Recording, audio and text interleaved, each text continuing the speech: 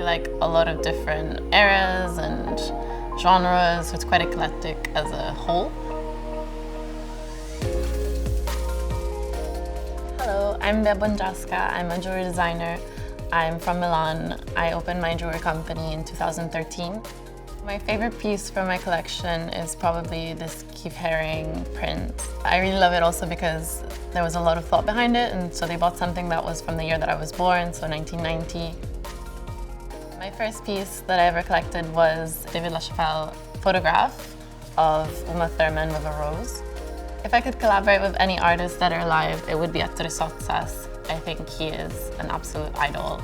He was able to master all of the different areas of design that he worked on, from glass to product design, furniture, ceramics, but I don't think he did jewelry, so I think that would be really cool. There are some exciting projects that have been going on recently. I launched a fine jewelry collection, and I've been working with diamonds, which is something that I've never done before because I feel like it's something you need to aspire to. It's not the first thing you should do when you start making jewelry. So I kind of set myself a goal, and now finally I've been using them and making this collection, so I'm really happy about that. One of the pieces that I selected is from Kaws. I personally am a collector of all things that are toys and all the figurines. I purchased the Fruitful by DAMIEN HIRST. I really liked it because it was a bang of color. I think that it's nice that he was able to make some pieces that people of my age can afford. The Katrin Friedrichs piece is one of the ones that I selected because she's a woman artist from Iceland. I don't know many Icelandic artists, and I thought it was very cool. And also I like that it's kind of a tidy Pollock, but an untidy Murakami.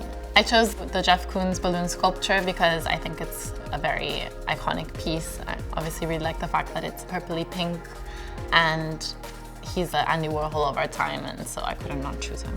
I also picked the Kenneth Noland piece because I've actually been studying a lot of color theory recently, and so this piece really spoke to me.